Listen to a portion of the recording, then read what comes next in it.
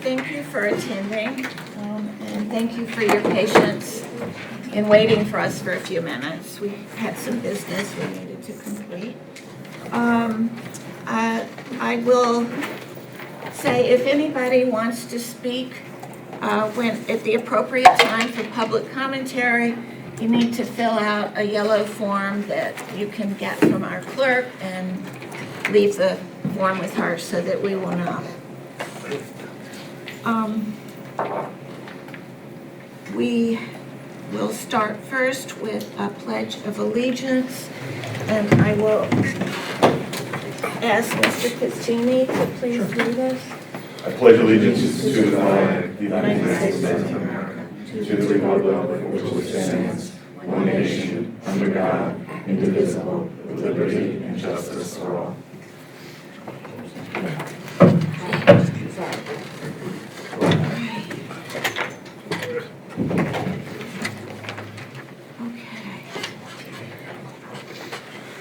In case of an emergency, look for the exit signs and go calmly but quickly outside. Also remember that we have smoke-free campus, no smoking in buildings or even on the grounds of any of our schools or district office. All right, we now are going to the board consent agenda. And for the board, we need a motion to approve items C1 through C3. Mr. Nix made the motion, Mr. Trent seconded. Any discussion or questions on those items? Okay, all in favor of approving C1 through C3, raise your hand. It's unanimously approved. We don't have any public comments or cards for any agenda items. We do have a card for a non-agenda item, and that comes up in a later segment. Okay, we have communications and announcements. That's me. Mm-hmm. So we begin communications and announcements this evening with a special recognition of one of our high school students, Alexis Spence. Here to make the introductions, we have high school principal Tim Hogan. Mr. Hogan.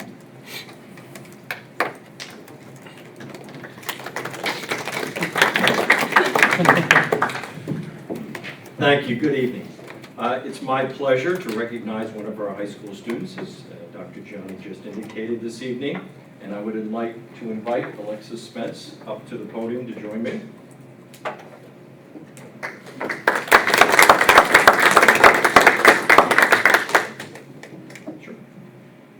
Alexis was recently invited to the New York State PTA Legislative Summit and Lobby Day at the Capitol Building in Albany, where she received a New York State Assembly citation and a New York State PTA scholarship.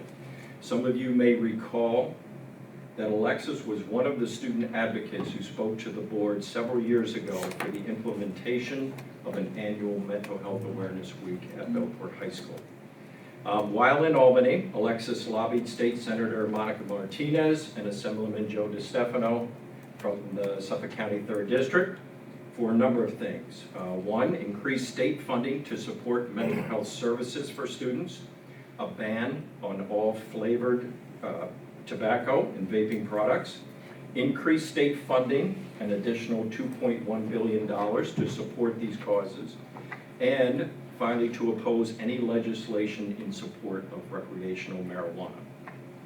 Senator Martinez was very interested in the Mental Health Awareness Week initiative at Belport High School and requested the dates of this year's program, which happens to be scheduled for Monday, April 27th, last week in April, through May 1st, Friday, May 1st. Assemblyman DeStefano presented Alexis a New York State Assembly citation honoring her youth advocacy work in support of student mental health awareness. In addition, the president of the New York State PTA, Laura Zaman, awarded Alexis the Suzanne Smoller Commitment to Youth Advocacy Award for promoting an annual Mental Health Awareness Week at Belport High School. Senator Martinez, Assemblyman DeStefano, and President Zeman all agreed that there is a growing need for school-funded programs addressing the well-being and mental health of all students across New York State and throughout the country. We congratulate Alexis on these very prestigious honors and well-deserved recognitions.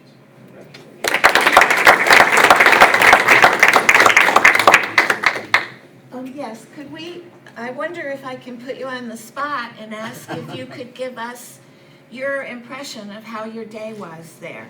I actually wrote something. So recently I went up to Albany and received a PTA scholarship. It was in memory of Suzanne Smaller, and she was a strong advocate for like mental health, substance abuse, LGBT rights, everything like that. And I'm glad I was able to be there to spread RJ's story, so he's like never forgotten. As he said before, I got to speak to Assemblyman DiStefano, Senator Martinez on behalf of the New York State PTA discussing mental health in schools. The whole purpose was to get more funding in New York State schools to provide mental health programs for students. So my own personal goal is to continue working as hard as I can to have schools across America require the discussion of mental health, because as of right now, New York and Virginia are the only states that require mental health programs in schools. And it's estimated that 8 million deaths are caused globally a year by mental health related issues, which is a really scary number that can be decreased. And it starts with the funding and discussion and programs in schools. So. Thank you. Thank you. Thank you.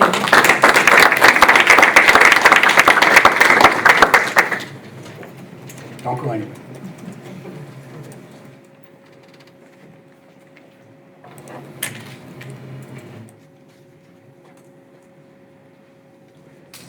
Thank you. Okay. Hogan up here. Right over there, something there.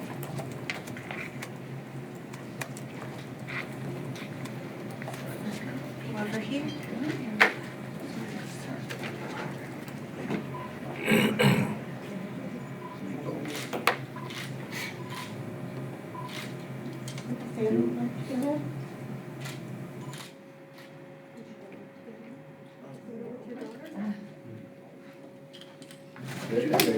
Very good. Are we doing one with the family? Sure. Is that what you asked? Is that okay? Okay.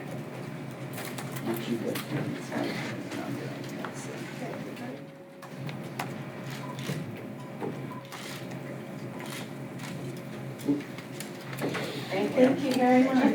Thank you.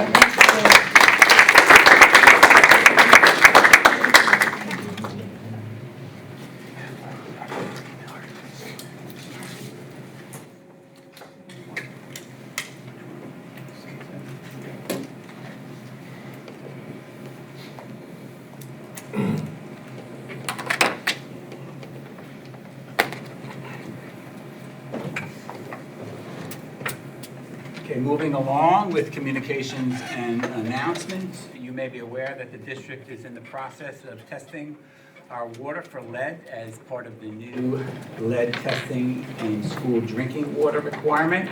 The district performed the same testing in 2016 along with a remediation program that followed. In this new requirement, the testing is done every 5 years beginning January 2020. And we are one of the first districts to test. After our first initial draw, the district received notification that about 50 sites did not pass acceptable lead level testing. 9 of those sites are water fountains, 4 at the high school, 4 at Frank P. Long, and 1 at Vern Kritz. All 9 fountains were shut down immediately, actually on verbal notice before we even got the report. Being below acceptable level is sometimes simply a result of water standing in a pipe due to infrequent use and improper flushing of the fixture. And it is supposed to be done the night before testing. In the coming weeks, as we did in 2016, the district will be retesting all elevated sites and performing remediation on any locations found to continue to be elevated. The specific remediation, of course, will depend upon the type of fixture and location. Can I ask a question on that? Or Sure. So the comment you made, when you say that the requirement, typically, it should be flushed before it's tested, right? Right. That's a little troubling only because if somebody drank the water the day before it was tested, if the water's sitting there, and it sounds like the issue may be, and we don't know for sure, due to infrequent use, right? So if water's sitting in the pipe prior to a test, it's not flushed, so somebody's going to consume that water, right? So wouldn't we be better served, because these things come up in old buildings all the time, we hear about it in schools and buildings, wouldn't we be better served shutting off fountains until we can only put in filtered systems like we have for the water bottles? So the filtered systems do not address the lead, it's the lead in the pipe. Lead in the pipes, sure. So that's the issue. Once an elevated report comes in, the testing that is done is in 3 different drawers, right? So they'll do an initial draw, and they'll try to determine where the location of the lead is. They'll do a short draw, which will tell you it's the fixture. If it's not there, they'll do a continued draw. Sure. They'll show you it's the pipes behind the fixture, and then they'll do a further draw, which will be the lead in the pipes actually that are in the system. And that'll depend upon the remediation. So generally, it's the fixture, and the fixture can be changed and it'll be addressed. Sure, but if we talk about the test, if there's water standing due to infrequent use, right? Is that, and not every fountain came back, so does each fountain have, can we conclude that the pipe where the water is standing is only connected to those fountains that are infrequently used? I mean, I'm sure they're all interconnected, right? But is it a Right. pipe that's closer to a junction to where it goes, right? Because if not, every single water fountain would have had the same reading, no? It could If just it be was the the pipe, fixture. yes. But if it's not the fixture, but we said it wasn't the It'd be fixture, deeper right? because it's gonna be No, some of the no, things we that were don't located. You know. don't- what- No, we Okay. just did the first draw.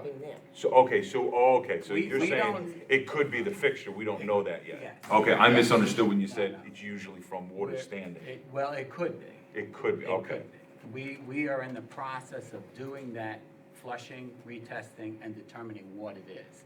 Fixture, behind the wall, pipe. So am I wrong to say that if it's not the fixture, then theoretically every fountain, if it feeds off the same water source, would have the same level of lead?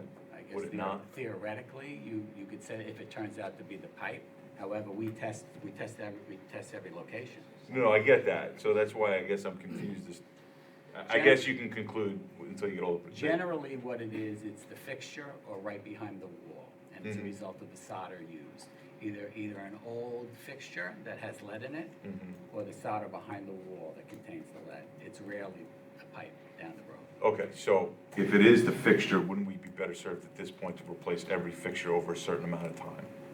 That's a certain age. Well, you wouldn't know if it's that fixture though until it came up elevated, right? Yeah, but it sounds like if age is what causes the lead to elevate, or if, I didn't say that.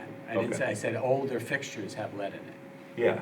So I just want to confirm that any old fixture is being replaced, whether it has a reading or not, because if we don't have a reading now, we probably will at some point in the future. I just want to be a little more proactive with it, right? To address it, because it comes up, it creates panic, right? Rightfully so.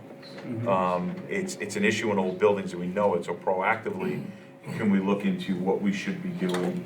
And it's the same thing, right? Like I tell my kids, no water fountains unless it's filtered, we bring bottled water, all that other stuff.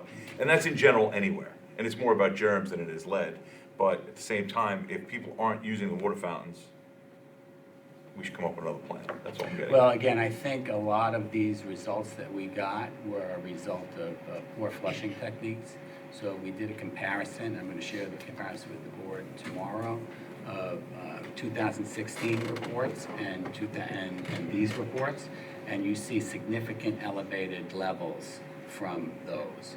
So when you see a significantly elevated level in the same fixture, it tends to believe that it was a poor flushing or no flushing. Okay, but it still leads to my point, right? Unless there's routine flushing on a regular basis that's much shorter than the 5 years required, people are gonna consume water with lead in it until right after it's flushed and tested. You see my point? I It do, just- I see. And it just, so it's really not, and I get that the regulation is 5 years, and that's only as of January 1 this year. I wouldn't wanna be drinking out of the water fountain in 4.5 years from now after it's been tested, is the point. So I would think that some sort of proactive discussion, maybe this is a health and safety committee topic or something like that, to say, what can we proactively do to ensure that our water is safe to be consumed, a little more sooner than the 5 years. What can we do proactively to make sure we don't have this issue? Or possibly a routine flushing of water Yeah, fountains. yeah, I mean, that really probably is what it is, right? And I guess we would lean on experts to say how frequently that should be to prevent standing water from collecting lead, because pipes are old and it happens. Probably happens in in old homes and things like that as well. But it's just things like a proactive approach would be the smart way to go.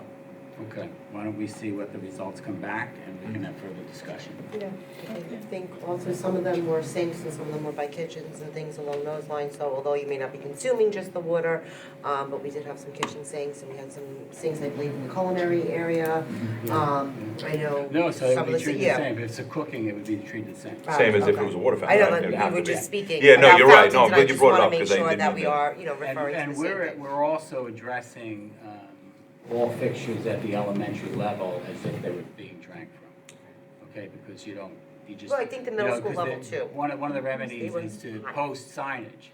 Right. So at the elementary level, we're not counting on signage. We're gonna remedy everything at those levels. What about at the middle school level in those girls The and middle boys school bathroom? level, we are using signage. 'Cause, yeah. I mean, You know, those levels were, those bathrooms were pretty high, Well, so. so, I didn't mean to get into a full I discussion. apologize. Right. Yeah. But let me speak to those bathrooms. Okay. Those bathrooms are storage rooms. They Okay. shouldn't have been tested. Okay, so that, They're not that used. alone in the letter, They're that, not yeah, used. because when you see that number, Yeah, yeah, that yeah. looks, I understood. yeah, Yeah, okay, those are inoperable bathrooms. gotcha. But just Those 7 bathrooms, right? Yeah, I think it was Yeah. 7, yeah. to that point though, about fountains, right? And not knowing if kids are at the elementary, maybe they're unaware and they fill up with a water bottle or they're drinking that Right. water. I mean, we can proactively take the measure of, say, only warm water out of them. You can slow the flow of water out of it so that it's enough to wash your hands, but not enough that somebody's gonna sit there for 5 minutes, fill the water bottle. There are proactive measures you can take to ensure that somebody who's naive to the threats of what could come out of the fountain, the faucet, that would discourage them from using it, right? I mean, this goes back a long way from whatever, but I used to work in a club many years ago, and bottled water was a big deal. People would buy it, and they didn't want people filling up bottled water in the sink because they wanted to sell it. So they would only have hot water in the faucets. You can't have hot water for kids, but we have warm water that somebody wouldn't want to drink. It's just ideas that I think should probably come out of the committee if we're going to discuss it. But we'll get further Sure. information and be able to discuss, follow up on what has been done and what may need to be done. Okay. Okay, moving on. Much in the news today is the coronavirus outbreak. As you may know, there are no known cases in New York State, and the CDC website still reports the immediate health risk is considered low. However, that does not mean we should not keep the virus on our radar, so we are prepared in the event of a local breakout. Currently, our school nurses monitor students coming to the health office reporting similar symptoms of nausea. Our school nurses send notes home to parents, making them aware of even flu-like symptoms during this time of year and to keep children home when they are ill. And then we follow up with those students who do not return to school. We are currently preparing a letter to go home to parents with more information about the virus. The letter will describe symptoms, what is known, how it spreads, and prevention. And we expect that letter to go out sometime in the next 2 days. Thank you. You're welcome. And I just want to again remind everyone that pre-K registration is just around the corner, and we now are scheduling appointments for the week of March 23rd through 27th during the day, and in the evening on the 26th. You can schedule your appointment online or calling the registration office and visiting our website. And again, another reminder, if you not have already received census information, you will sometime soon. Information will be an invitation to respond online to the 2020 census. Some families may also receive the information in paper form. I cannot emphasize enough the importance of responding to the census. The distribution of federal funds, grants support our schools and are based on census numbers. So please take the census and be counted. Congratulations to Josh Ledig, who qualified to compete at the New York State Wrestling Championships this weekend in Albany, New York. It's been quite a long time since we had a Bellport wrestler qualify for the state, so we're pretty excited, and best of luck to Josh. This Sunday, tune into American Idol at 8 o'clock, and you will see Bellport's own Shannon Gibbons on the show. Shannon's a graduate, class of 2017, and so congratulations and good luck to Shannon on the show. And then finally, Bellport High School's top 10 were recently announced by Mr. Hogan. And we happen to have one of the top 10 right here at the board table, so congratulations. Thank you. And that is all I have. It's a nice way to end that. Thank you. Now we have the items for discussion, and I think that actually you were going to have. Did you want to go around for community? Oh, I'm sorry. Yeah. That jumped down. We have trustee and advisory committee reports. So why don't we start with Carly? He ended with you. We'll start with you. I'm super excited because tomorrow Stuco will be touring the UN headquarters in New York City. And I know I can speak for everyone that's attending when we say that we're interested to learn more about the history of our international diplomacy. And I think it'll be a nice bonding trip, you know, all of us coming together. And also, Stuco will be hosting Penny Wars starting in March to raise money for children with leukemia. Each grade will get a jar, and as well as the staff and faculty will share a jar. And pennies count as positive points, and then silver coins count as negative points, and you would put those in the opposing grades. And we are looking to raise as much money as we can to support those in need. The week before vacation, I did attend the Teaching and Learning Committee, and it was a very well-attended meeting. And I was very happy to see that we are currently developing a comprehensive guidance plan K through 12. And I think it's going to really serve all of our different students well from the very beginning, that being familiar with your guidance counselor and knowing what guidance counselors can do to help you with your education from an early age, as opposed to, oh my God, I'm a junior and I need to speak to a guidance counselor because I have no idea what I'm doing about college. So the fact that we're starting that early and that we do have guidance counselors now in all our buildings, I think it will be a very positive step for our district overall. I was happy to see that. I too was at Teaching and Learning, and I agree with everything that Mr. Santos said. It was a very well put together presentation. I was very happy with that. This Saturday, Bellport Middle School is going to be hosting the Acapella Tournament, with different high schools from all over coming in to compete. Kyle Sherlock is going to be running it, so I'm excited to come in and see. Our high school doesn't have a team, but our middle school does have a solo group, so I'm excited to see our children sing, but to also see the competition that's out there, and hopefully one day have a team at our high school. Thank you. Well, congrats, Carlin, top 10, good for you. And congrats, I know you mentioned Shannon Gibbons. It is great to see our students and former students succeed. I've had the pleasure of hearing Miss Gibbons sing, and she really is amazing. I'm always amazed at the singers that come from our school. We always seem to have blessed with a handful of people who can sing, which is a gift I don't have and always wish I did. But I believe her story is actually going to be featured. It's not like she's just singing. I think she's going to have like a segment. At least that's my understanding. So it's going to be nice to see one of Bellport's grads shine on a national stage like that. And congrats also. I'm glad you brought up Josh Leidig. You know, I know Dr. Gianni's a wrestling guy, so is our athletic director, so that's some pride there. But he's a great kid, so I'm happy to see him get an opportunity to go up to states. And that's it. That's all I got. Thank you. Mr. Trent? Don't have anything. Nothing. Mr. Parker? I want to first start off by congratulating our young people. The young lady who left, it's obviously quite an accomplishment. And of course our own, yeah. It's very nice. Congratulations again. Talk about Black History Month a bit. There's been a lot of activities going on in and around our schools.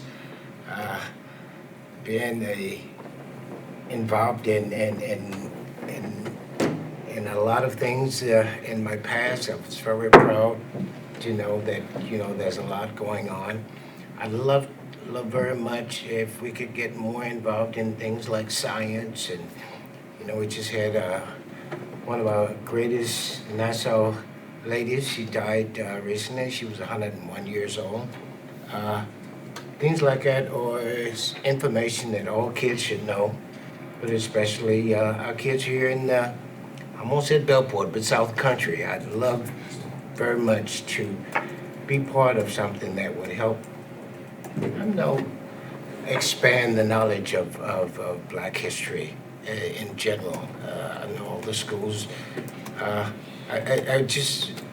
was excited,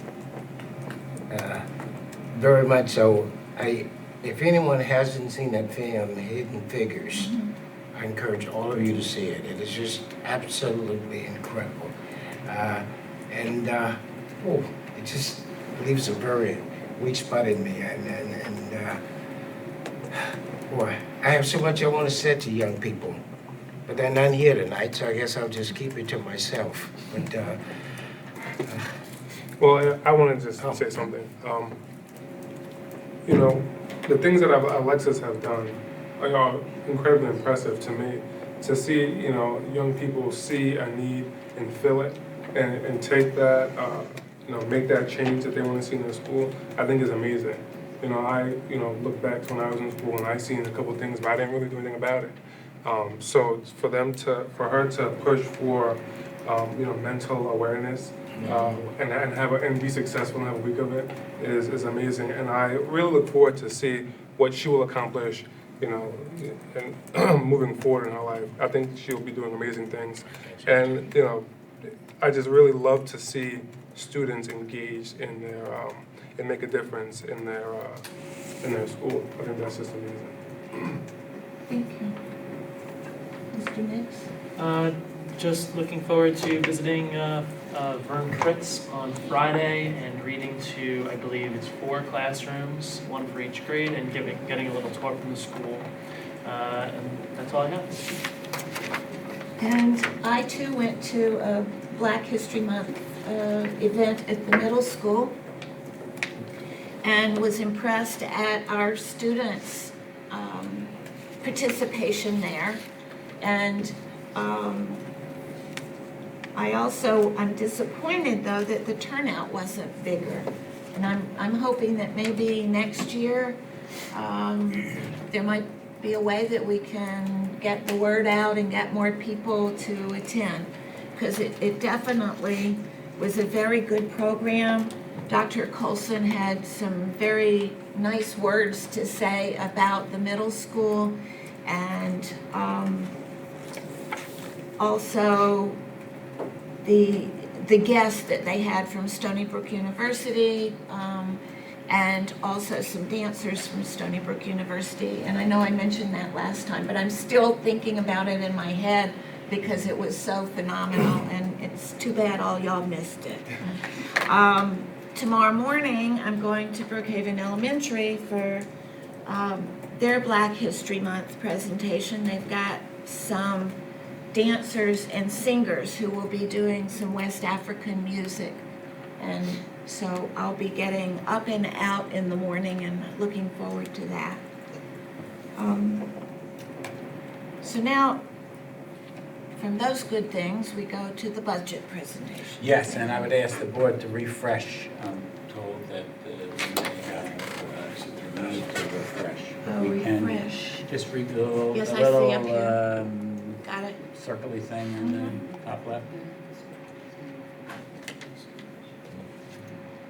H and G just reversed. I don't know if the scoreboard's gonna catch up to it, but everybody's screen should be. Can we move on with the presentation? Yes. Dr. Johnny, there's no packet for it to go on the white binder? Oh, where are the books? Well, the budget, but talk about those.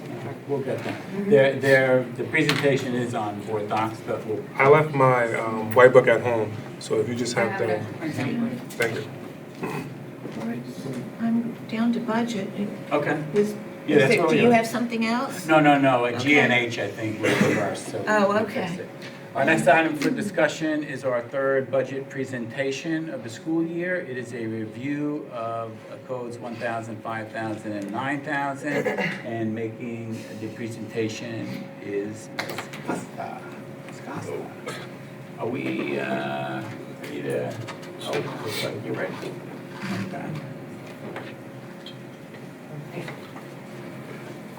Does the board want to wait for the hard copies? Oh, Okay. Give me a sec.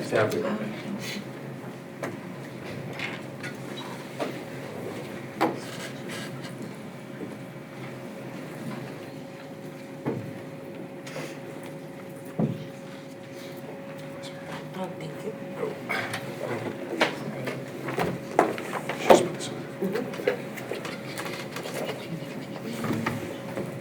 Thank you. Okay, I think we're set. Okay, Board of Education, Dr. Vianney, welcome to the third budget presentation. Tonight, actually, we're going to be reviewing 3 of the 4 major components of the budget. The 1,000, 5,000, and 9,000 series of functional areas. 1,000 is general support, 5,000 is transportation, and 9,000 is called undistributed or other, and we'll get into more detail. So the Code 1000, the general support area of the budget, actually includes the following areas: Board of Education, District Clerk, the annual budget vote, central administration, operations and maintenance, utilities and insurance. We're going to talk about each of them separately. Board of Education. We're showing the budget in the last 2 years of the budget, 18-19, and the proposed at this first look for 2021 for the Board of Education and the election code, the district clerk codes. We see a small increase here. It's related to contractual increases, and a small increase in the election code. There's been some changes for military notices and other things that we expect to see increases in some supply costs and those costs. Superintendent, schools code. These are the superintendent codes. Again, they have a minor increase in 2021 compared to 1920 related to contractual collective bargaining increases.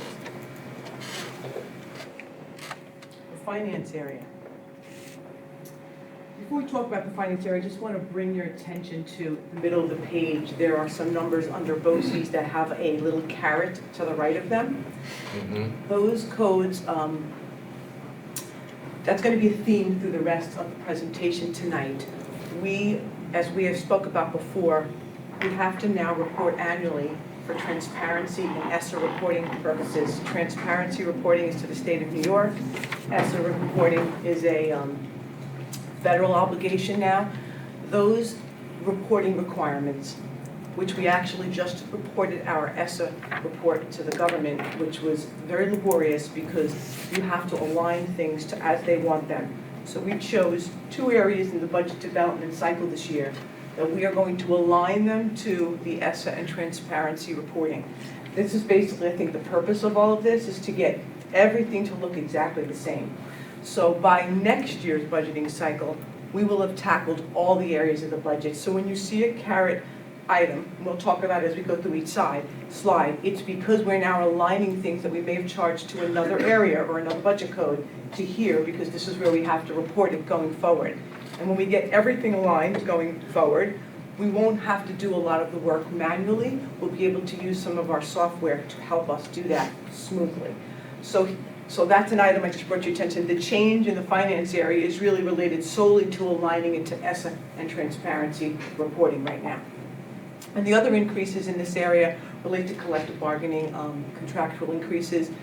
And I highlight the 1310-400 code, which is contractual services in the finance area. That pretty much covers the professional services we need to bring in to meet some of our audit and other requirements. Our 1095s, which is our Affordable Care Act compliance, actuaries, E-rate compliance, and some bidding services. They all run through those codes. personnel. Again, you'll see the personnel area has a reallocation for ESSA and transparency in the BOCES area. And the rest of the increases in the personnel area are primarily related to contractual collective bargaining agreements. Legal and public relations information, they are combined together on this slide. Again, you'll see that BOCES is represented here because we use syntax, and that was not necessarily where it was recorded in the past, but we're aligning it to where it needs to be going forward. And we also put a small increase in legal line 142442 to handle potential settlements in the future. The $20,000 increase there. Operations and maintenance is a large area of the district's budget. It includes maintenance of all of our buildings. We're going to talk about them in 3 segments: in the staffing, the contractual area, and supplies. So here's the staffing of our operations and maintenance. The increase from 1920 to 2021 is related primarily to 2 factors: collective bargaining agreement increases, and we are seeing an increased need for security and safety in the buildings, and that's represented here. And this represents the salary increases in that area. As we continue on, we're still going to be talking about operations and maintenance. Here we're going to be talking about the contractual codes. It actually says materials and supplies. That should say the contractual codes. And this really takes care of most of the utilities in the district. And contractual services. What are contractual services?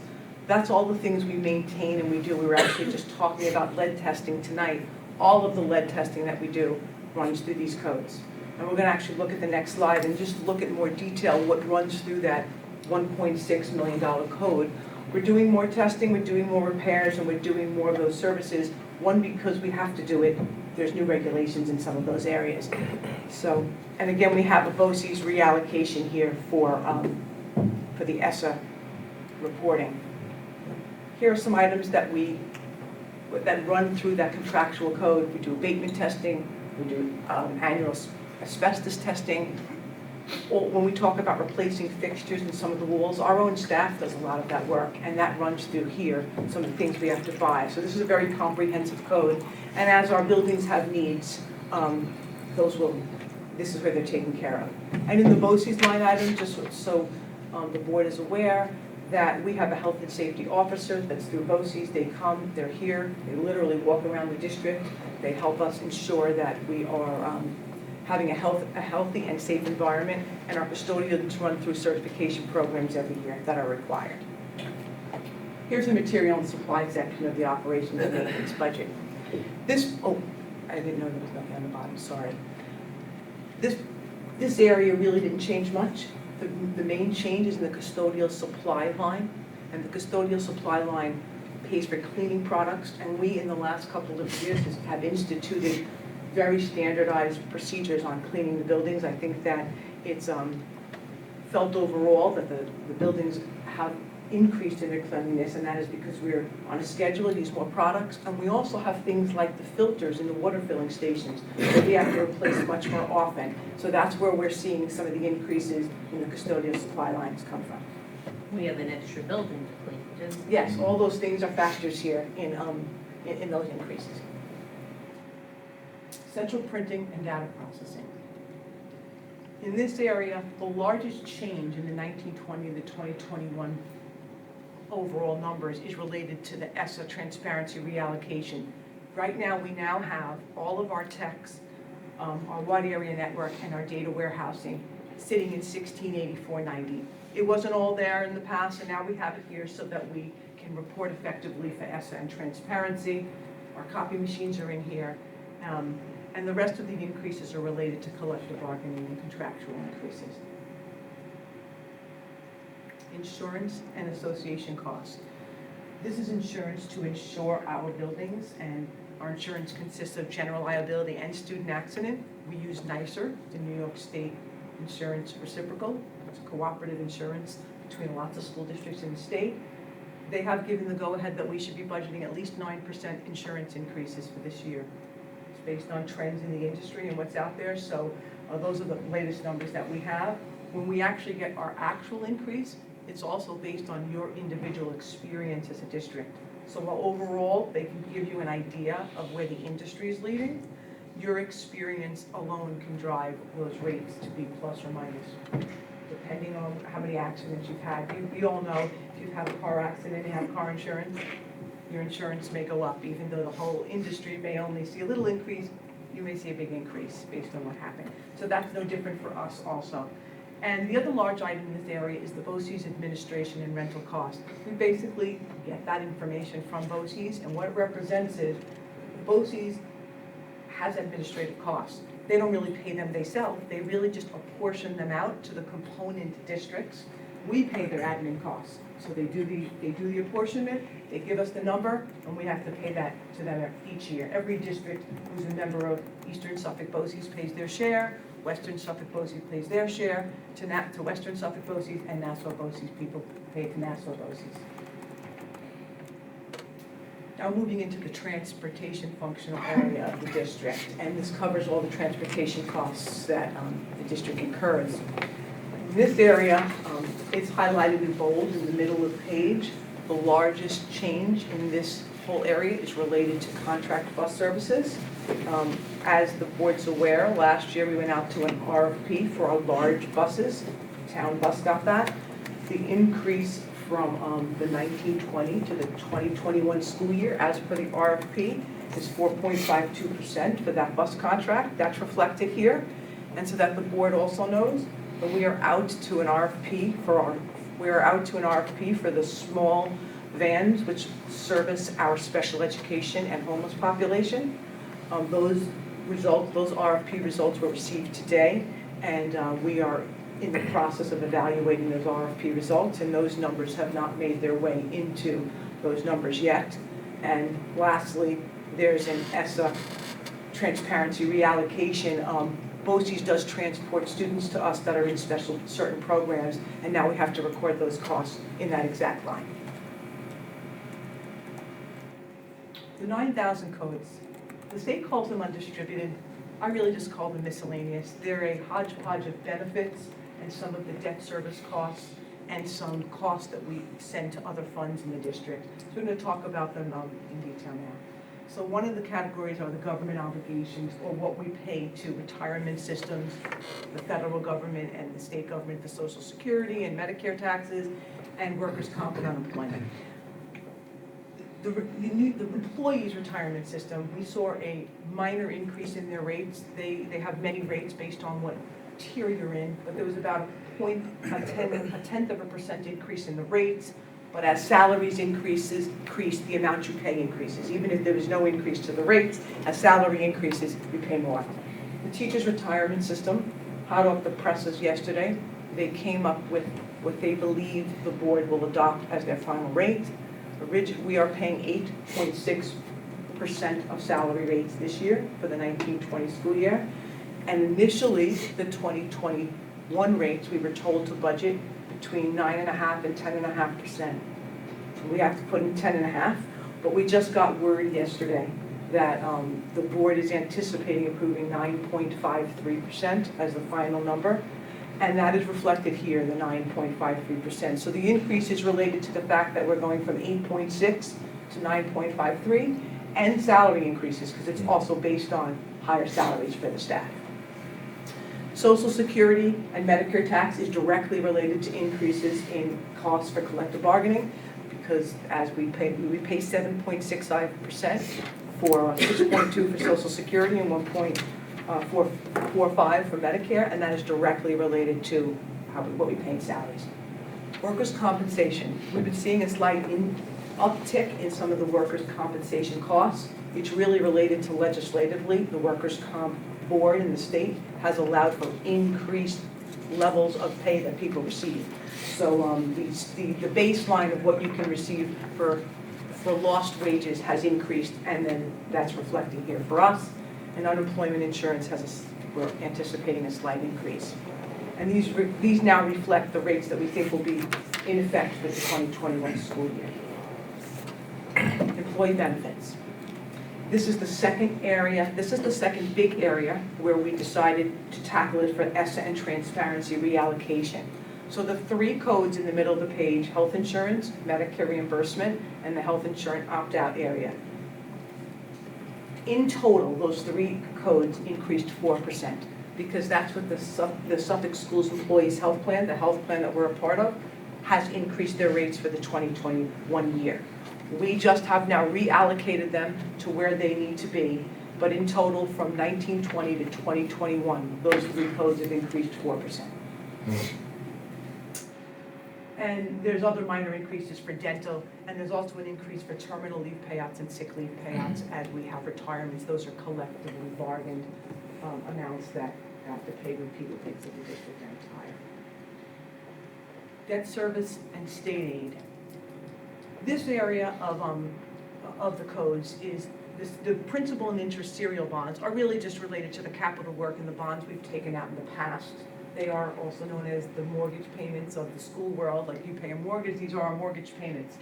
This is for the last time the district did a bond. And in 2016, the district refinanced, for a word that we all know, that debt to have lower interest rates. If we didn't refinance that debt, we would be paying $647,000 more on those two lines this year.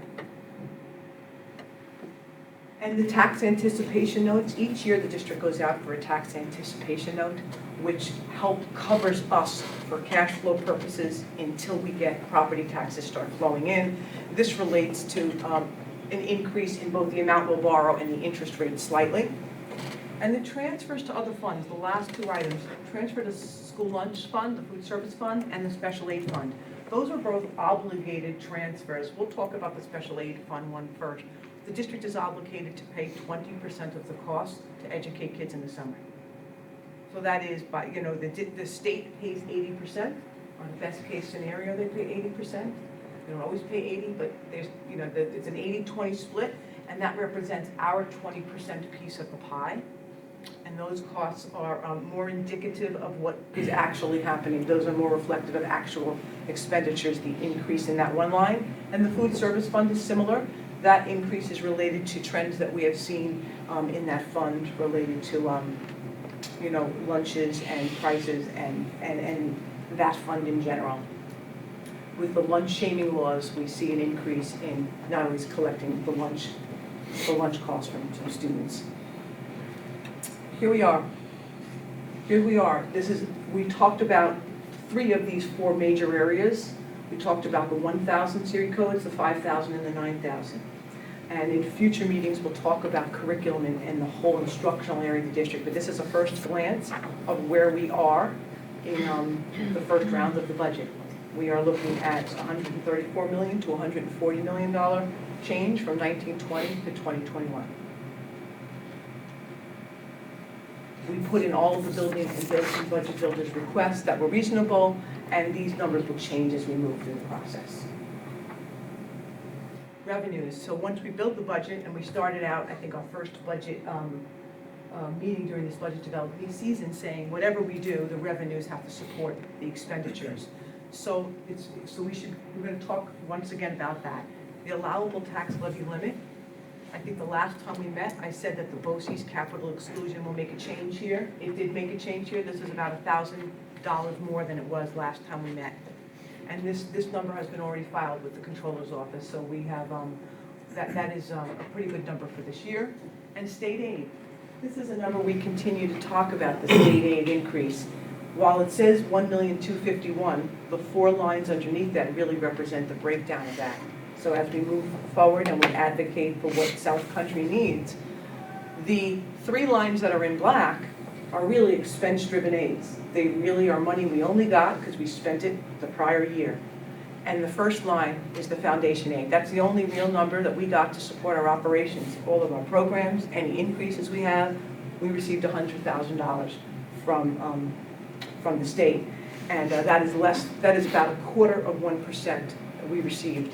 So here we are is what our revenue estimates are at this moment in time. Our financial challenges. These are the big areas that we spoke about tonight that are increases that we're having to deal with. The contractual or collective bargaining agreement increases of about $2.2 million. The increase related to our bus contract for town bus is about $500,000. The benefits, which include the retirement systems and our health insurance increase, is about $1.3 million increase. And we're seeing, which we have not spoke about in detail, the 2,000 functional area district, but we're seeing initially a $1.4 million increase in BOCES for special ed students. And what are our limitations? Our limitations is our district this year is looking at a 2.11% tax levy limit increase. It was over 3% last year for the district. That only equates to $1.3 million that we're receiving that we can levy additional to cover some of those expenditure increases. And as we all know now, our foundation aid increase was $100,000. And that's going to be, that's a limitation. And we say we don't have an expenditure problem, we have a revenue problem. We have limited resources. So other budgetary considerations, we will wait until the April 1st legislative state aid budget up in Albany, and we'll continue to advocate for what we need and have the conversations that are ongoing about unfunded and underfunded mandates. For example, all the lead testing and some of the things we're doing now that started in 16 and now permanently in law from 2020 on. In 16 they weren't permanently in law, now they are. That's an unfunded mandate. We have to continue to test, remediate, do all those things with no funding. And of course, one of the main reasons we're here is the changing and increasing student needs of our population. And that's real. And I just wanted to touch on, as we continue to go through the budget process, the facility and security needs of the district. As the buildings age, there will be needs, and our security and safety needs have only heightened in all public schools. So we see that coming through the budget, and those are also other forms of unfunded mandates. And we will continue to talk about the ESSA and transparency reporting reallocations, because that's something we're going to be speaking about over the next couple of years, the next 2 years. And here's an overall glance of those revenues and those expenditures right now. So on the right-hand column is our projected revenues, and the very last line is our projected expenditures. At this moment in time, we're at a gap of $9.5 million. $9.5 million? Statement. Yeah. So that's a big number. Typically, the board sees the number about $6.5 million. And what we generally do is go back, sharpen our pencils, and look for efficiencies and revenues, etc. We'll be doing that. I don't want to frighten the board right away, but I do want to also express to the board, it's going to be a difficult budget. There's no doubt it's going to be a difficult budget. We still have a lot of work to do. That number obviously does not reflect any appropriations that you have made in the past or may consider in the future, but we do need to do a great deal of work in terms of getting that number down. I need to understand a little bit more the transparency reallocation. Can you explain that a little bit more? Sure. There's now a requirement for us the transparency reporting is budget-based, so the state wants to see what all our budgets look like. And they want to do that where, when you're looking at a budget from South Country or a budget from Patrick Medford or a budget from, a district in Westchester, upstate New York, they look the same, and they can compare them similarly. So that, it notoriously there's been some latitude as to where you might charge something. Is it part of your maintenance budget or your operations budget? Is it part of your finance area or is it part of your legal budget? There's some areas in there. Is it part of your auditing side or would it be in your finance area? So a lot of that has been, it's latitude, not right or wrong. It's just if you did it consistently from year to year and you charge something in the right place, from a district's perspective, you were comparing it similarly from year to year. Well, now they want us to be able to compare it across everybody that's in the state of New York.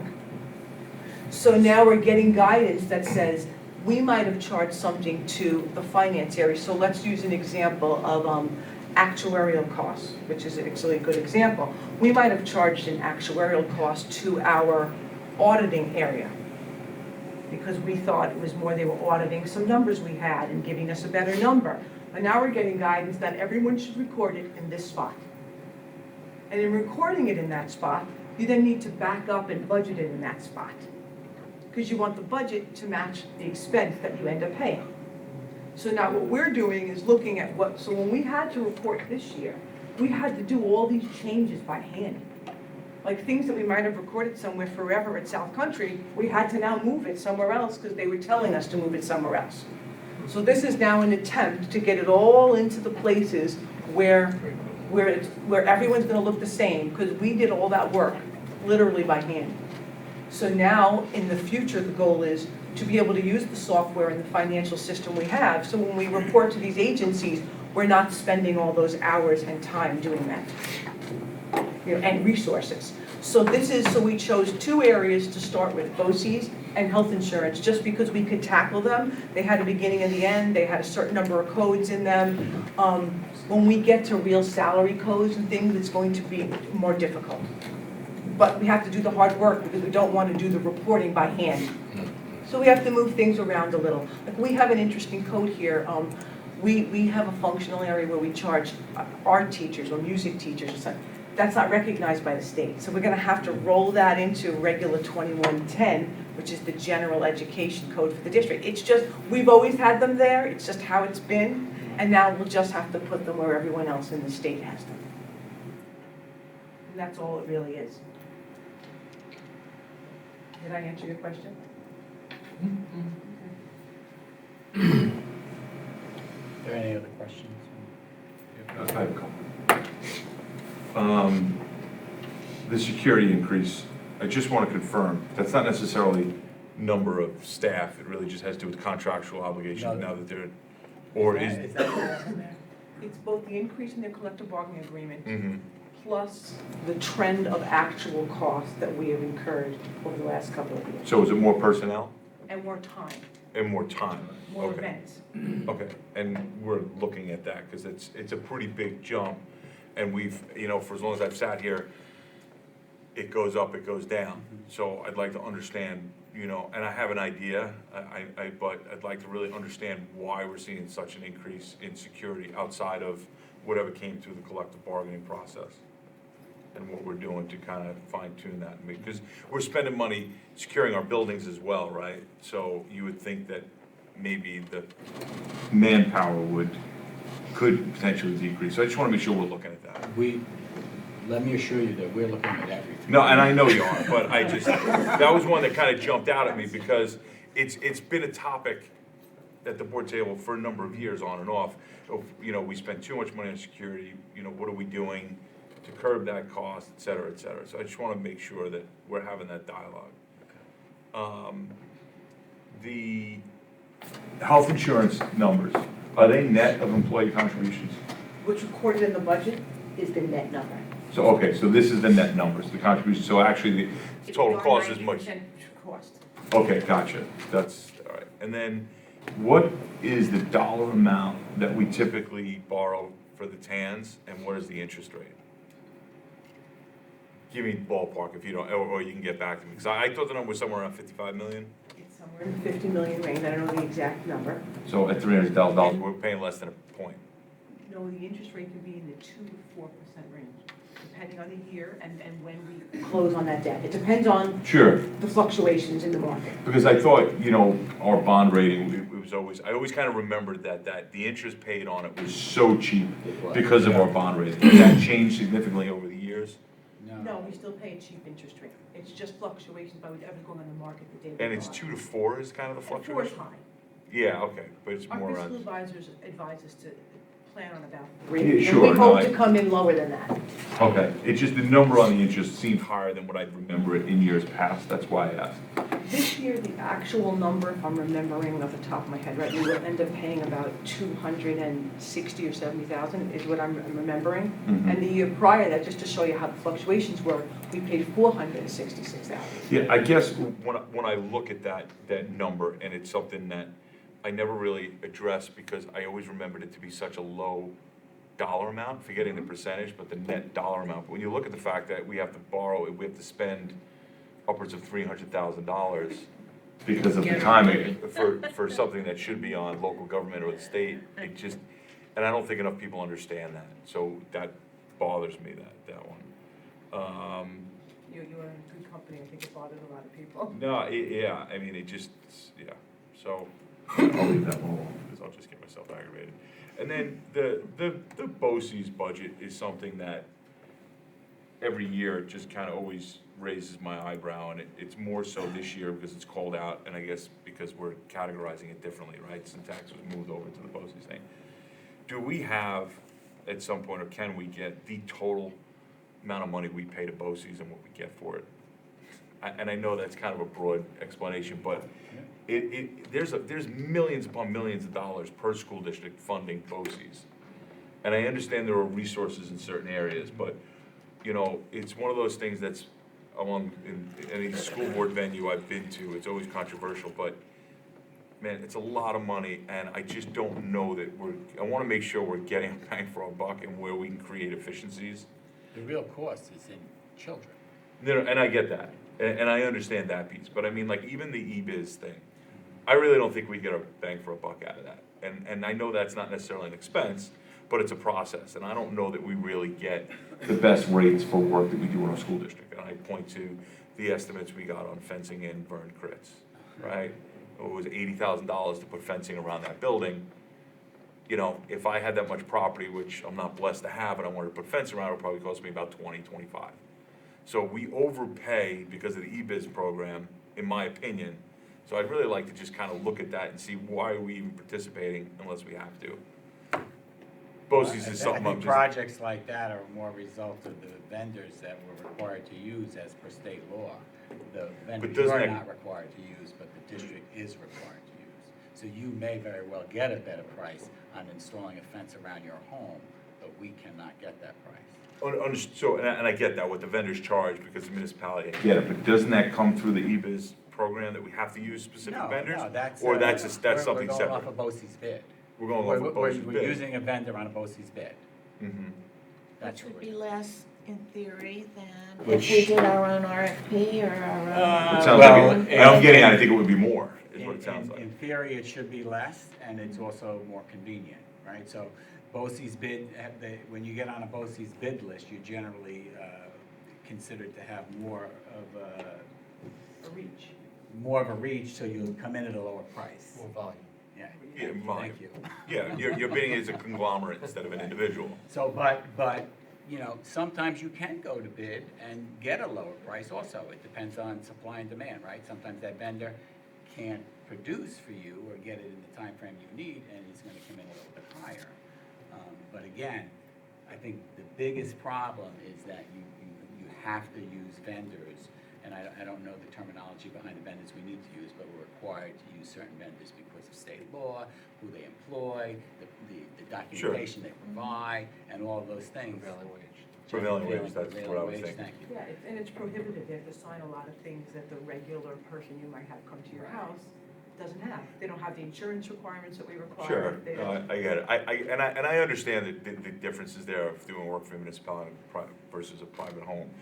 I just want to highlight the fact that we're overpaying for services based on regulations and laws dictated by Albany. And that's a frustrating piece because when people come up to me in any setting, and I'm sure it happens to other board members, and they talk about, the school budget, and I'm paying so much in my taxes, and it's all going here, and it's all going there. I don't think people understand the restrictions we have on how we can manage our expenses. And that's a frustration, and it's something we need to be projecting out so people understand we're not just wasting tax dollars for the sake of wasting tax dollars. There's certain requirements here that cause us to spend more than we really should. So that was my. We'll put that information together. All right, and that was it. I got another question on the next topic, but I'm good. Thank you. Any other questions over here? Thank you, Ms. Costa. Our next meeting, of course, Yeah, I'm will just be gonna go over curriculum as quickly she, just the next meeting. as, These are Ms. the Costa 3 meetings mentioned. we've had. And we will have a better number for you to look at that meeting. But we will not be done. Those Thank are the you. upcoming meetings. Yes, the upcoming meeting, March 11th. Okay, the next item for discussion is the 2020-21 school calendar. The classes for next year's calendar, or at least the draft calendar, are scheduled to begin for our students on September 8th with faculty and staff beginning on September 2nd. The calendar does not have a full 2 weeks as it did this year. Unfortunately, that was not possible. However, it does have the day before Thanksgiving off, which has been a concern or a request from previous boards. The calendar also continues to have one snow day built in, and it somewhat mirrors the Eastern Suffolk BOCES calendar. I think we might start a little earlier with staff, but other than that, I think the teachers or the student count is about the same. And I offer this recommended calendar for the board's discussion and action. We may need to revisit the calendar in terms of conferences and whatnot, as we have in the past. And if that is something we need to do, we will bring it to the board. But it's at that time of year that folks are asking what's going on, when can I go on my vacation? So I'd like to get the calendar out there. We have a discussion first, you want a motion? Yeah, motion. Motion, then discussion. Okay. Is there a motion to approve the school calendar? Ms. Aruda? Mr. Nix, second. Now discussion or questions? Yeah, so I know this is probably not something we're gonna be able to solve because it's created a bunch of problems, but I've noticed this year specifically, and I believe, and I guess this is the question, this calendar may be the same scenario. Do we know the comparison between Eastern and Western Suffolk BOCES, since we follow pretty much Eastern Suffolk BOCES? Yeah, this is very close to Eastern Suffolk. Correct. How does it compare to Western Suffolk BOCES? And I know you don't know that answer. I don't know And that. because here's the problem, right? This year, they're drastically different, right? So it creates a dilemma for a lot of people, in my opinion, and vice versa if it flip-flopped, right? For example, in my own home this year, my wife and my children, my wife's a teacher in Smithtown and is on the Western Suffolk BOCES calendar, they have separate spring breaks. So, I mean, and I'm gonna bring it up tomorrow at the Nassau Suffolk School Board meeting, but it just seems, and it's a frustration that there's going to be different calendars, and it creates an issue for our staff. Because when we talked about the day before Thanksgiving, and it was, I remember the board members, we talk about it all the time, it's nice to have that day off, but not many people do. So if our calendar creates, issues for our working families, it's kind of tough, So it's just something I think and I know there's no simple way to address it, other than lobbying BOCES, and I'm gonna try to do that and understand why they're such drastically different. And understanding, I don't know for sure that they are, but for example, I do know, I think Western Suffolk BOCES has 2 full weeks of Christmas. Yeah, I don't know.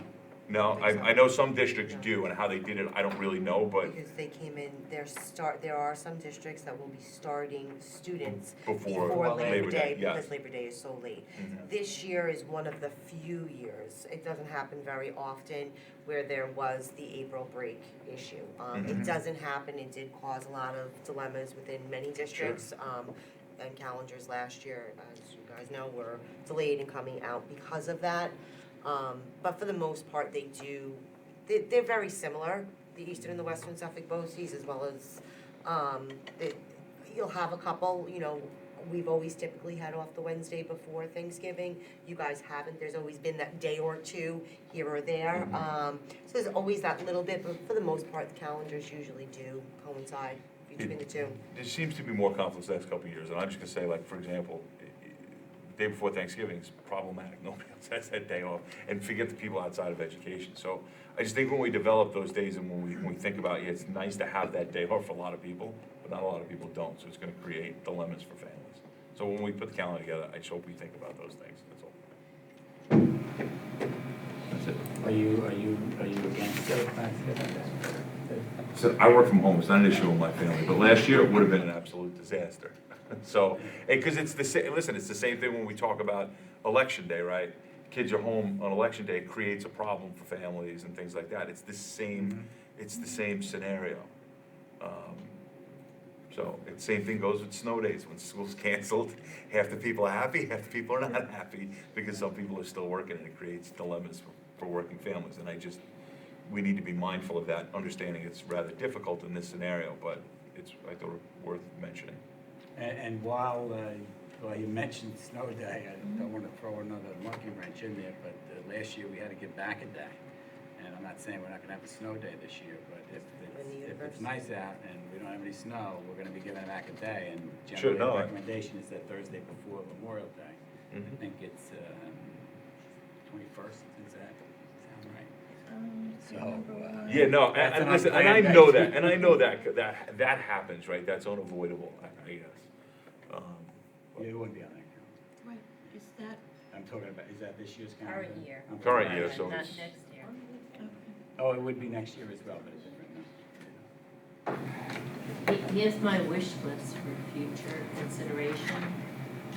The Monday after Easter, because if people really want to celebrate with their family and have Easter dinner, it's really hard then to get to work the next morning. That's a tough day, So- Easter Monday's tough, you're right. Maybe we can make it our tradition that we stick in our floating snow day that day or something. I don't know. That's a good idea. It would be Because too that late, would- but, The problem, yeah, the problem is, Oh, there's still the possibility, right? Well, I still see if it. we as- haven't, if we haven't used our snow days by, March 31st, I think we could use one for Easter because Monday. we still have, yeah. there's only one snow day in here. Is that right? No, That's no, an there's one extra bill. one, that's Yeah. not One bill. accounted for. Yeah. Wouldn't have an impact on snow days. Well, but I listen, the know- board, we can do that this year if it falls on, Doesn't have to be the month. Wouldn't have an impact on the snow day issue, but I know a group of students that would love to have the day after the Super Bowl off. Yeah, that's That's I the- think that's the there's a biggest board one. member that wants the day after Super Bowl. I work from home, man, I'm in pajamas regardless, it doesn't matter. So, as a matter of fact, I like it when they're all out of the house, because then it's quiet, I can go back to bed. So, just don't tell my boss that if you're watching on YouTube. It should be a federal holiday. Well, I preface this by saying it's a draft calendar, it's my recommendation, but it's the board's decision, so if you want to move other days. Does anybody want to make any changes to the draft, or? No, because No. I don't want to make a change because there'll be a group of other people mad at something else, but I And just. I'm gonna make a note of the Easter day for the future. Anybody on this Is side that- of the table? That Easter is a possibility for this year, for that snow So day? what's the date? What would The it date, be? and the only reason I'm I bringing do think this it's up, late enough, it it's in is, April. because It's you're April, saying right? about the two different calendars, between Eastern and Suffolk. I don't It know. would be April 13th. This April year. 13th This is year. This Tuesday. year. Easter's the 12th, yeah, this year would be, This year, Easter's this 12th would year. be April 13th is the 13th, Monday. yes. So it is late enough if you wanted to When's do it. when's our meeting before Easter? March 11th. March? It's the next We have to meeting. Make the call in March. In 2 weeks from tonight. Yeah, I mean, it's tough. I only It's- bring it up the date because would you're work, But saying, it's an early No, call. By the time we get to have 2 a weeks- March 25th meeting. And an April 1st meeting. Okay, so then we should do it in And March March. 25th. Yeah, we could do that. I think I it's think just that's a late nice enough. thing for families, like I said, if you wanna celebrate Easter dinner with your family, and they happen to live more than, 3 hours away, it's nice to have that next day off. So. I'm a weather junkie, I'll be able to tell you by next meeting if it's gonna snow or not the rest of the year. what you're saying with the two different calendars. No, I know. A lot of, yeah. No, so it that's- yeah. does, it is If a we're gonna point, do it right? this year would be a good year to. Okay. So, you'll, I will, Think about it. I have absolutely no problem with it. I mean, I know the BTA has requested Mm-hmm. that Memorial Day. I'll have that conversation with the BTA's president. But ultimately, it's a decision on the board as to the school calendar. Because correct me if I'm wrong, that Easter Monday, that extends our spring break by 1 day, correct? Because we're off the week before. Correct. Yeah, it would. Yeah, Mhm. so, but it is something for future to consider staggering that so that it extends it. And that's where I think my wife's district is. I think my wife's district is off the week after Easter. Yeah. And our district's off the week. And Easter's usually the biggest issue because, 1 day here or there, and I think, I think the day before Thanksgiving is a little bit different. But Easter, it's like, I think there's like a 3 or 4 day difference that could create, turmoil. That's what made me really think of it. 1 day here or there. It's Passover and Easter, it's depending upon. No, but it's still the same, the holidays still fall in the same, but what I'm saying is that how districts We'll run them. Some of them will will run give them. off for Because the for other Holy thing Thursday too is that, and because Friday. I thought we'd even have more days because is it Rosh Hashanah falls on Saturday, Sunday this year. And I think that's why you see an extra day in there. Yeah, I guess I wonder See, why we if you didn't. look at it, we're starting late, we're Because starting it's a relatively late. start, Yeah, that's no, why. I get it. I just, for me, when I looked at it, if it was, I mean, I would think about that day on the 23rd of December. You know, and then you're only coming in one day, which is a problem. So the question would be is, can you find 2 days and make that December holiday break 2 weeks? But it's just ideas. I don't want to disrupt the whole process. It's just some of the things that jumped out at me. Well, if the board would like me to revisit the calendar, we'll revisit it, and I'll bring it back next time. It's up to- It's just my inputs. I don't want to derail the whole thing. It's up to whatever the board But I've wants heard to do. several comments of people where this could affect them or people they know. Mhm. And since you don't need a decision tonight, why don't we bring it back to the next meeting? And if you've got an alternative that would make But- sense from your perspective Let and me- take into account some of the things they've said. that Just would let be me good. have the bullets, the last thing you said was to look at the 2 weeks. Yeah, well, listen, if the board doesn't agree with me, I'm the only one here, then don't waste the time doing it. It's fine as is, but I'm just saying, I mean, does the board think a solid 2 weeks? I think a at solid Christmas 2 is- weeks would then have our students coming back before Labor Day. Well, we have one of the, order. and you may be right, but what I'm saying is that we have one of them with the day before. It's a tight schedule. With Thanksgiving, and That's still the 23rd. So if you took the day before Thanksgiving, then you're talking you about still one need day. you still need 1 day. 2 I days. get it. 2 days. No, you got the one if you take away the day before Thanksgiving. Then that only gives you the Wednesday, the 23rd. You need the 21st and the 22nd to give you 2 full weeks. Oh, I'm sorry. Yeah. You're right, I'm sorry. I was looking at it as if this is a Sunday through Yeah, no. you need- Saturday. yeah. Ken. Monday, I do Friday. that all the time when I look at this, so it's only Monday. You're right, it doesn't work. All right, so you're withdrawing your idea about 2 weeks at Christmas. Yeah, you can't do it now. It If just you doesn't wanted, work on this year's if calendar. you wanted to add too 1 day to it, that's another discussion. I don't know what is more valuable to families, the 23rd of Christmas or the day before Thanksgiving. And I guess I would think that the day before Thanksgiving, very few people have that day off outside of education or anything, but whatever. Don't derail it for me. If the board thinks it's a waste of time, I'm not fighting for it. It's just a suggestion. Does the board want to think about the day before Thanksgiving and the day after Easter? And I'll bring it back next time, And then our choice will be one of those. and then you'll have that choice. I thought the day after Easter, we were just, Gonna see about. See about for Yeah, this year. Snow For this day, year, but for I'm saying snow put day. it in the calendar for next year. but I think that, and correct me if I was wrong, just as a snow day. Make that our running, As the snow especially day? if- if it doesn't lend Give back. itself to the calendar That as it year. is, let's make that our official give back day. Or unofficial give back day. If that, but I guess. I mean, in 3 Depending on years how from now, full. That's when, what she when said. Labor Day comes earlier, we won't Right. have this issue. The only problem will be Me too, I have- Easter falls in March. Right, that's what she's saying, year to Yeah, year. yeah, go year to year, year. for sure. Yeah. It snows. Yeah. What's that? You think I've it's seen something? it, I've seen it snow on April Oh, 4th. so. I will, we're very well aware of that. Yeah, it's Yeah. rare, but, I mean, but, listen, again, don't derail for me. If the board is happy with the way this looks here, I'm fine with it. Just some suggestions. Sorry, I didn't mean to derail the whole topic. It's usually the easiest vote I of the think you're year. ready to take a vote. You know Madam what? President. She just did a budget presentation where we're more than 9 million in the hole and having to find money. And now we're looking for another day at Easter. Well, Well, just think saying. about what the meeting April 15th is gonna be like. yeah, good point. Need to have a little levity around here, right? Sure. That helps. Yeah, let's come back and have this discussion next time, and maybe we could just do it in a couple of minutes. Just bring it next back? time. Yeah. Okay.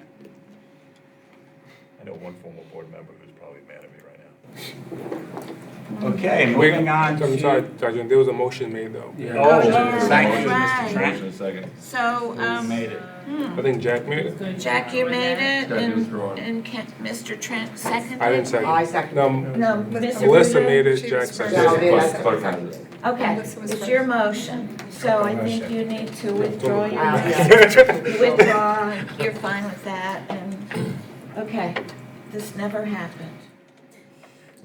20 minutes, I'll never get back.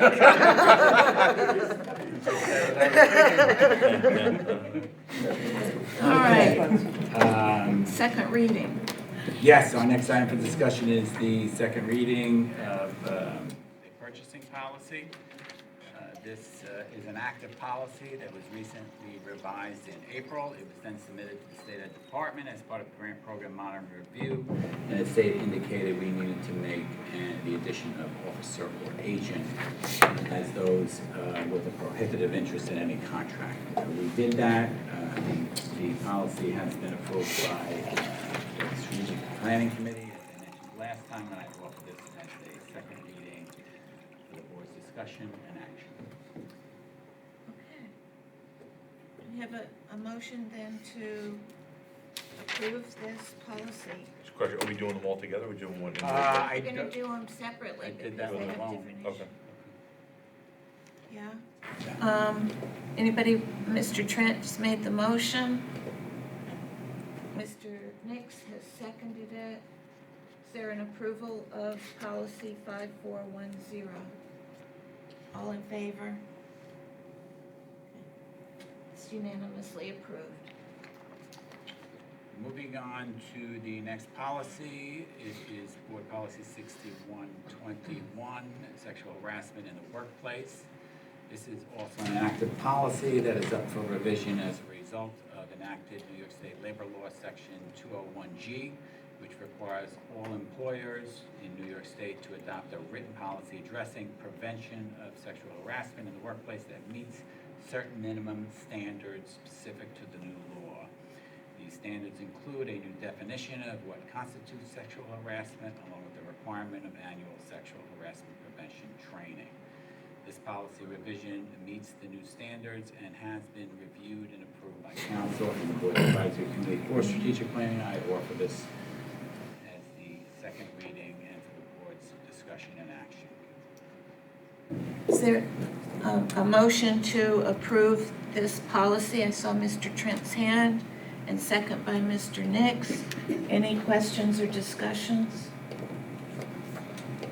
And you said the important words to me, that it's been reviewed by both the Yes. strategic planning and by council, and this satisfies our requirements. Yes, it does. Okay. So, no more questions or discussions? All in favor?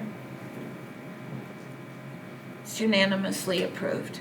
Our next policy for review is Board Policy 6215, probation and tenure. This is an active policy that's up for revision as a result of changes in the length of probation period for certified instructional employees and the annual professional performance review requirements. The policy revision has also been reviewed and approved by council and the board's advisory committee for strategic planning. And I offer this for the second reading and board action. And I'll point out to the board that new changes are coming down the line with regard to administrative tenure that will be in effect in June. And you'll be seeing a client memo from council with that regard in the update tomorrow, which will require us to revise this policy once again at that time. So is there a motion, though, to approve it now? Yes. Okay. A motion by Mr. Nix, second by Oh, Mr. Trent. Any discussion or questions? All in favor? It's unanimously approved. Right? Did your hand go up? Okay. All right. And our final policy for the board's review is policy 7440, student voter registration and pre-registration. Our next, this item is a new policy. It's required as a result of a new law, election law, section 507, which requires districts to adopt policies to promote student voter registration and pre-registration. This new policy has been developed with input from high school administration, faculty, and students, and has been reviewed and approved by council and the board's advisory committee on strategic planning. And I offer this as a second reading for the board's discussion and action. I approve. You'll make the motion, Mr. I'll make the Harper. motion. Okay, and Mr. Trent, you seconded? Is that? Yes. You did? Okay. Any questions or discussion? Yes. Just very happy that we're enacting this policy. I agree. Well, I'll tag on to that and say, and I particularly like it because we had the high school students involved in getting some of the language that was used here. And it goes along with what Carly asked a question at the legislative breakfast about increasing the activity of our students in elections, local elections, and I think it's just it's a beautiful thing. So I'm very excited about this one. Very good. Yeah. All right. All in favor? That's unanimously approved. Okay, moving on to curriculum and instruction items. Administration recommends approval of curriculum items reflected in schedules G1 through G3. Okay. Is there a motion to approve items G1 through G3? Ms. Aruda, second by Mr. Nix. Any questions or discussion? Okay. All in favor of approval? It's unanimously approved. And moving on to personnel, administration recommends approval of personnel changes reflected in schedules H1 through H9. Okay.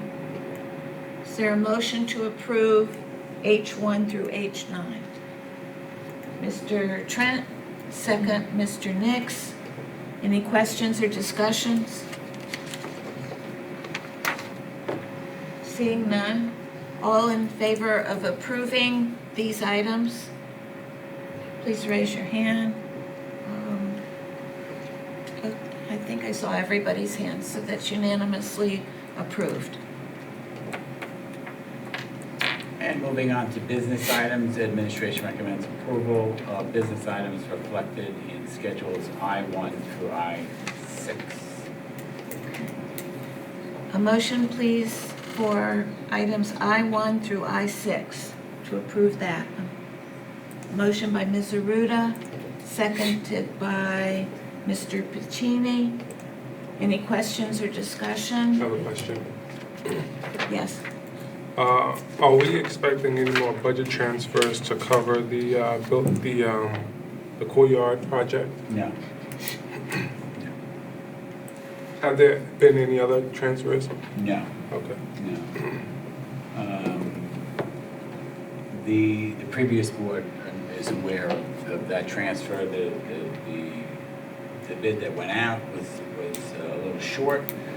We made some expenditures that were not capital reserve expenditures out of the budget, and they required some transfers to do that. Any other questions? Okay. All in favor of approving items I1 through 6? Please raise your hand. It's unanimously approved. Okay. So the next section of our meeting is public commentaries. This is where the public members who've put in a yellow sheet get to speak. Each person gets 3 minutes. And I have just a caveat, though. We don't discuss individual students or staff in public here. Any issues regarding individual students and staff can be directed to the appropriate building leader or the superintendent outside the time of our meeting.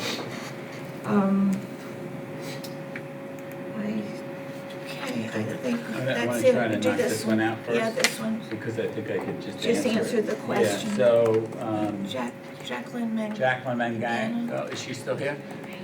So the topic was lead in preschool buildings not tested. So it was tested. we only required to report those that had elevated levels. There were no levels in South Haven. The principal's preparing a letter that's going home tomorrow. You also use the Head Start program though, and you That was also tested. use the Methodist Church. No, the Methodist Church is not under our purview, right? It was taken away last year, because the year before you guys did use it for a whole day program, because my child actually went there. Yeah, So now it's done with? no, children are there, but that is not under our purview.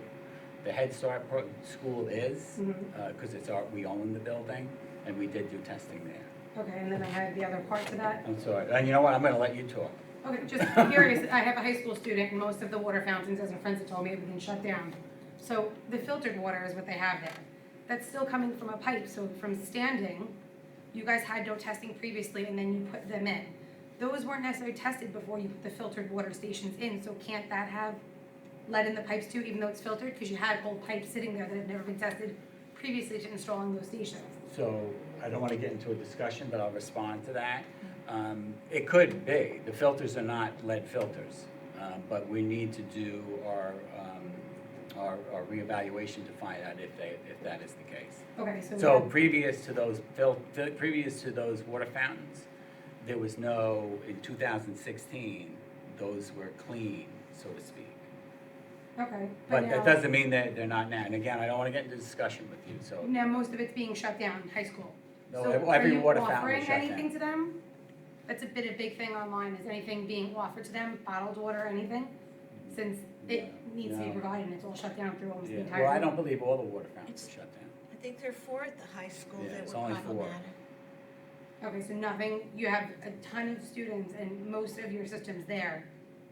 That's a big amount. I'm and not guys- aware of any students requesting water as a result of the specific ones that are shut down. I'll certainly look into that tomorrow. I'm not even sure of which one it is right now, so. But I think, if I could just understand, I think the question is, how many water fountains do we have in the building? And I know you don't know the answer off the top of your head, but I think you just said roughly 4 are shut down. No, definitely 4. Definitely 4 are shut down, so we don't know.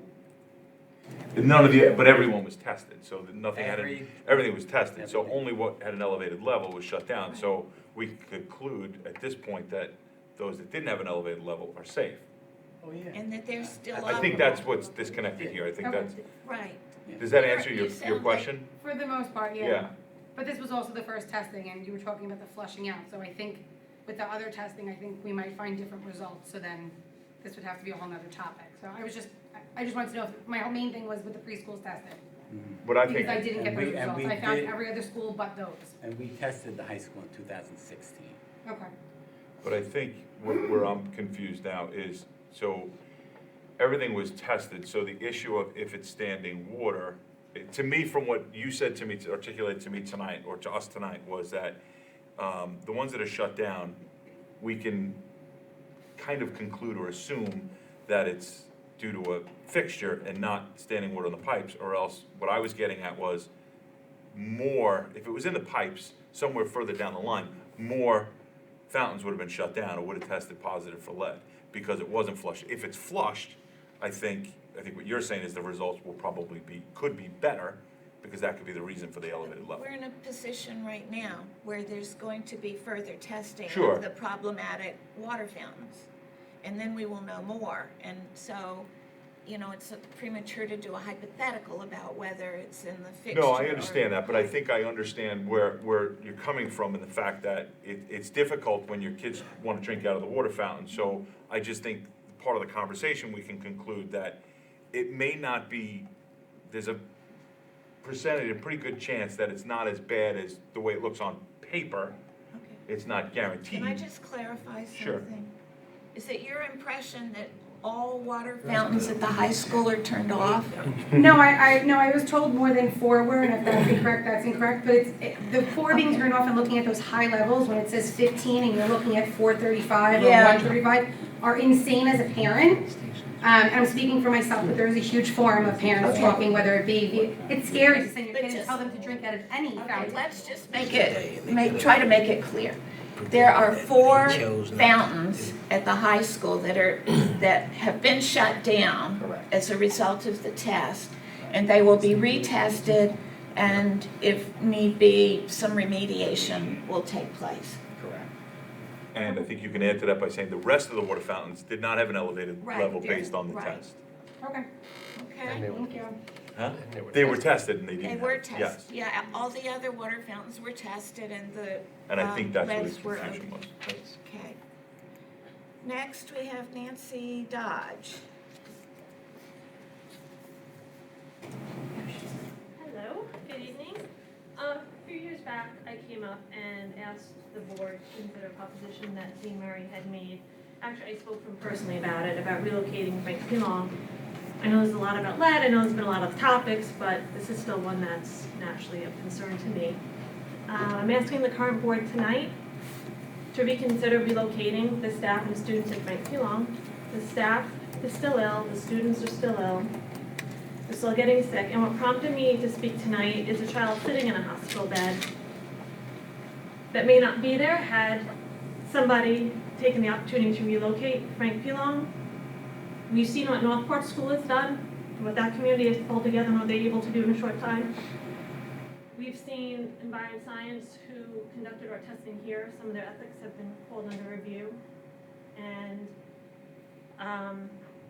Senator Martinez has also asked for soil testing. She asked the Department of Health to test the soil at actually Frank Pilon and Martha Avenue. And she will also be supportive if the board would reconsider relocating the school at this time. So there is an open path for communications with her at this time. Obviously, Dean Murray is not in the same position as he used to be.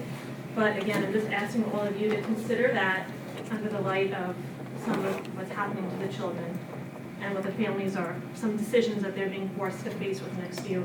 Those third graders having to go to Frank Pilon knowing that either their siblings had issues, their friends and neighbors had issues, and just reports of what parents are currently saying. That's it. Thank you. Thank you for your comments. Next, we have Melissa, is that Freed? That's great, that's Freed. correct. Thank you. Good evening, everyone. As said, my name is Melissa Freed. I agree with Nancy Dodge completely. I have a child who is in third grade at Brookhaven Elementary School. I represent a group of parents who are afraid to speak out at Brookhaven Elementary School. We would seriously like to consider the relocation of Frank Pilon on some type of discussion. And this is not just myself, this is other third grade parents as well. Quite frankly, we're terrified. So thank you. Thank you.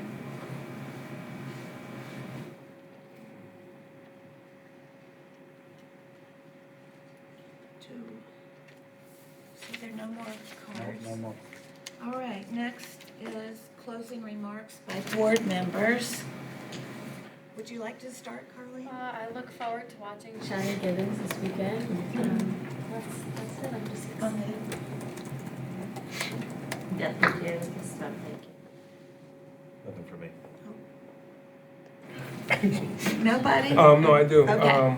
I just want to get my notes together. Well, first, I want to mention how I was doing the NISBA mandated training. The what? The mandated training. Okay. Yeah, and I noticed one of the recommendations was for the districts to have a whistleblower policy. And I did a little bit of research into our policies and didn't find one. So I wanted to ask the question to Johnny, do we have a whistle policy? And if not, I would like to recommend to the board to consider getting one because it was recommended by NISBA, and I think it's a good idea. So maybe Strategic planning. you look and go to strategic plan. He and I were thinking the same things, and since you raised the issue and we all agree, I think that's a great idea. Secondly, in conjunction with the comments made, I have seen a lot of things about EnviroScience, and I would like the board to consider perhaps an executive session about discussing our partnership with them moving forward.